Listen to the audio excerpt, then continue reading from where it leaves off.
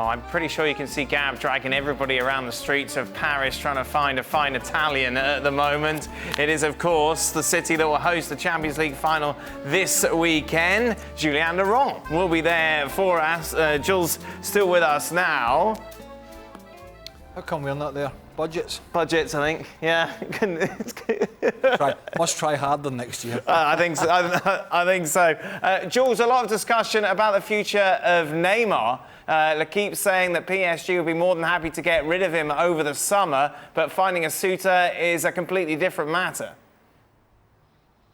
Yeah, that's right. We were briefed the same story that we will have on the website very soon, in the sense that despite giving him a new contract really just not a long time ago, last season, a year ago, let's say, more or less, they don't want him out, but I think they would be happy to let him go. They clearly have turned a corner, which we explained the other night on the show, in the sense that they want something a bit different now. They want less bling bling, they want more younger players, maybe more French players as well. And they don't really think that Neymar fits in this sort of new structure with a new manager and a new sporting director in Luis Campos. So for that, I think they've opened the door for a transfer. But like you said, Dan, the problem is who is going to come for Neymar right now? One, he's got huge wages, of course, huge contract, 35 million euros net a year is a lot of money for any club in the world, but only a few can pay that, can afford that. There's a transfer fee, of course, that they will have to pay. I don't think PSG would be too greedy because they want to get rid of Neymar, but still, that's on top of the wages. And then he's 30, and then last season was certainly one of the most difficult that he had, not just since he moved to Paris in the summer 2017, but I think in his whole career, in terms of injuries. He had another long layoff, 2.5 months. In terms of numbers, even if he finished the season a bit better than the way he started, but it's been very difficult for him, so I don't think there'll be many suitors, no. Now, this opens the door to a discussion that we were talking about with Mbappe staying. How does that affect the dynamic in the dressing room between these two now? Because surely Neymar's going, can't you just have a word? Why are you trying to get rid of me to Mbappe? Given this so-called power that he has. I'm not sure he's got that much power. You know, we're talking finances here. If Mbappe wanted to keep Neymar, then surely, from what we understand, he could have a word with somebody to say, wait, don't get rid of him. This is a very complex situation. I don't know. I mean, I've seen dynamics in dressing rooms before, but as I say, I've been in quite a few dressing rooms for numerous years, both at club level and international level, and I've never seen a player wield that much power. Right. Never, ever, because you can't. And I know there's going to be a change of manager at PSG, and there's been a change above that as well. But you can't diminish the head coach manager's position so much that's kind of where you're leaving yourself with a player. I think the bottom line here is Neymar, as Jules pointed out, is where's the exit strategy?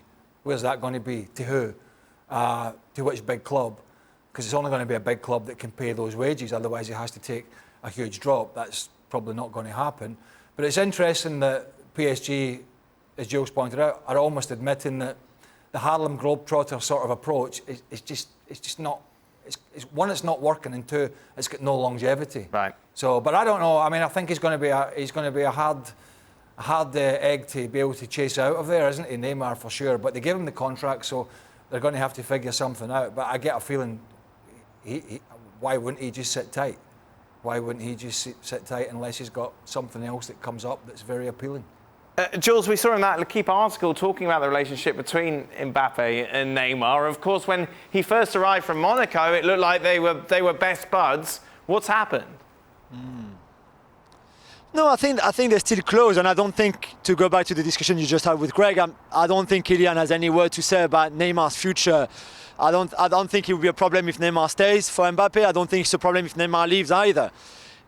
But it's very much the direction that the club is taking right now, saying, listen, he's 30 now. Yeah, we gave him a new deal, a big deal, by the way, up until 2025, June 2025, with an extra year, with a possible extra year as well on top of that, so 2026. And that was a mistake because the way we're going now is a very different way. Like we said, younger players, more French players, and we will talk about Chouameni after that. So there's not really room for him in a way.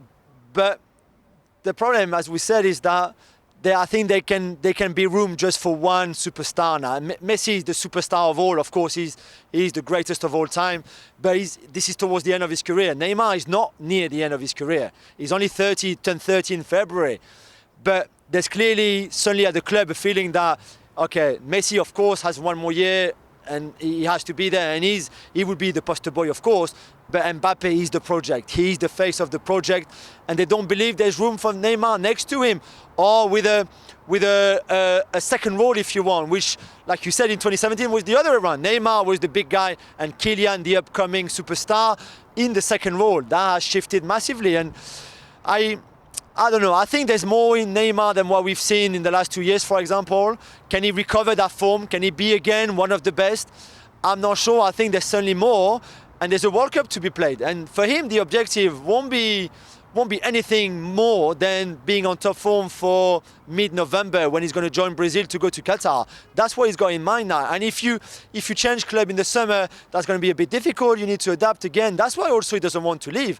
But it reminds me of the James Rodriguez issue that Real Madrid had, for example. What do you do with him at the time with the huge wages and the big image and the big name, etc.? And they struggled. And I think PSG will struggle with Neymar because it's a James Temptain situation.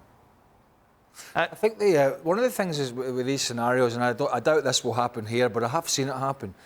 It depends on the relationship that he's got with everybody around him at the club, particularly those making the decisions, and how much they want to get him out. And the World Cup sometimes, or a major championship, can be a great stick to beat a player with. Yeah.